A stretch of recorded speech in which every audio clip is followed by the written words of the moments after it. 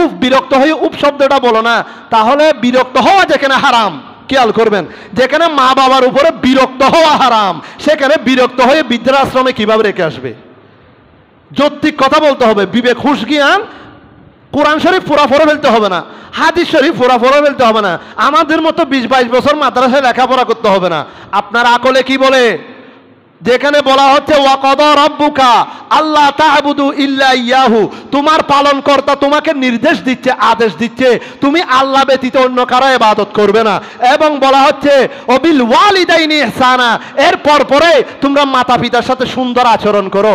আচরণ করা ফরজ, মাতা পিতার সাথে সুন্দর ব্যবহার করা ফরজ। তাহলে এরপরে হারামের নির্দেশ আসছে, ইম্মা ইয়াবলুগুন্না ইনদাকাল কিবারা আহাদুহুমা আও কিলাহুমা।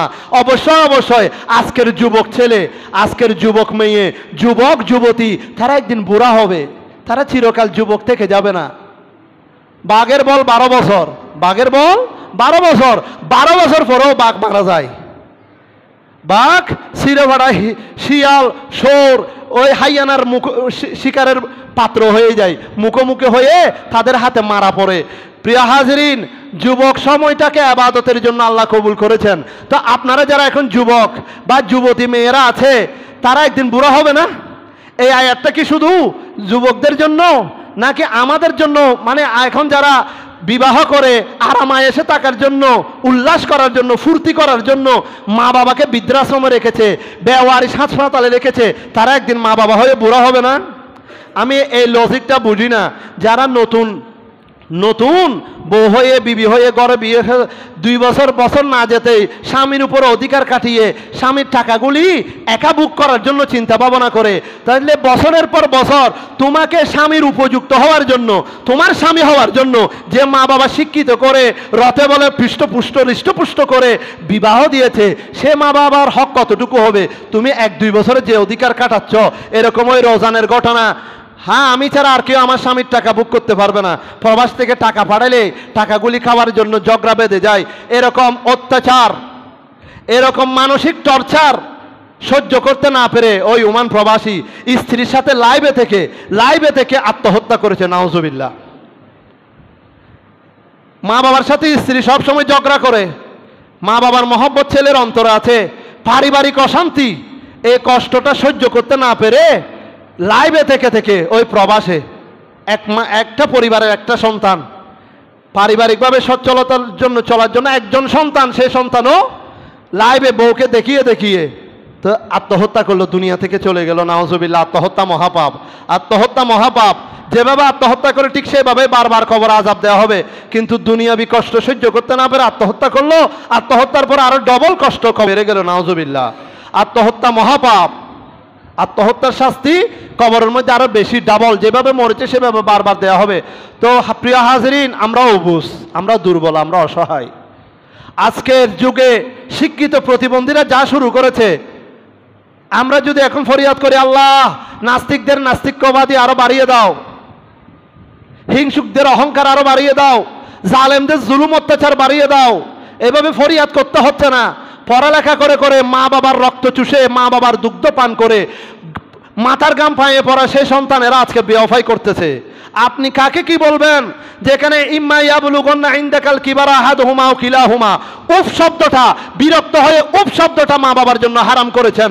ওয়ালা তানহারহুমা, দমক দিয়ে কথা বলা হারাম করেছেন।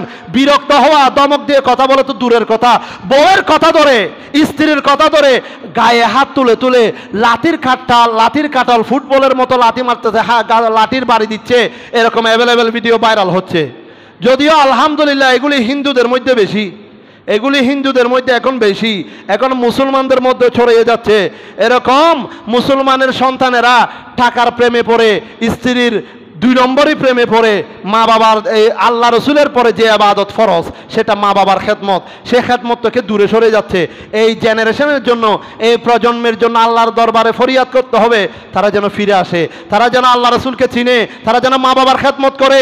সমাজে একজন আল্লাহওয়ালা, রসুলওয়ালা, আল্লাহ হক হালাল বুঝে, মা বাবা যে ছোটবেলায় কষ্ট করেছে, এক একটা সময়, এক একটা মুহূর্ত, আমি বারবার বলি, একজন মা একটা সন্তান দেওয়ার সময় 40 থেকে 41 বার শাহাদাত বরণ করে ইন্তেকাল করে, আল্লাহ আবার রূহ ফিরিয়ে দেয়, সুবহানাল্লাহ। যে মা বাবা যে মা শীত বর্ষা যে কোনো মৌসুমে যে কোনো সময়ে সবচাইতে বেশি একজন সন্তানের আশ্রয়, নিরাপদ আশ্রয়স্থল আমাদের মা। আমরা সেই মা বাবাকে কত অবহেলা করি, সে মা বাবাকে আমরা দুনিয়াতে কত অবহেলা করি। আমরা মায়ের দুঃখ কষ্ট বুঝি না, বাবার দুঃখ কষ্ট বুঝি না, অথচ আমরা পুনরায় সে মা বাবা হব, আমরা পুনরায় বুড়া হব। আমাদের বেলায় এই ঘটনাগুলি ঘটবে, আমাদের দিকে ফিরে আসবে, ওই বন্দুকের গুলি আমাদের দিকে ফিরে আসবে। যে গুলি এখন যুবক অবস্থায় মা বাবার দিকে মারছে, একটা সময় এসে এই গুলি তার দিকে ফিরে যাবে। তাহলে লাভটা কি হলো? কোনো লাভ নেই। এগুলি অবুঝের মতো সাময়িক উত্তেজনা, যৌনাচার সাময়িক নিজের শারীরিক চাহিদার জন্য, নিজের একটু ফুর্তির জন্য মা বাবার মতো মহানিয়ামত, যেখানে দুইটা জান্নাতের কথা বলা হয়েছে। একজন মা বাবা একটা জান্নাত, একজন বাবা একটা জান্নাত, একজন মা একটা জান্নাত। দুই ঘরে মা বাবা বেঁচে থাকলে দুইটা জান্নাত আছে এখনো। এই জান্নাতগুলি সংরক্ষণ করুন। একমাত্র আল্লাহ রসুলের সন্তুষ্টি আছে মা বাবার খেদমতের মাধ্যমে। কোনো হাদিস নাই বউয়ের সন্তুষ্টির মাধ্যমে আল্লাহ রসুল রাজি, কোনো হাদিস নাই স্ত্রীর সন্তুষ্টির মাধ্যমে, সহধর্মিনীর সন্তুষ্টির মাধ্যমে আল্লাহ রসুল রাজি, এরকম কোনো হাদিস নাই।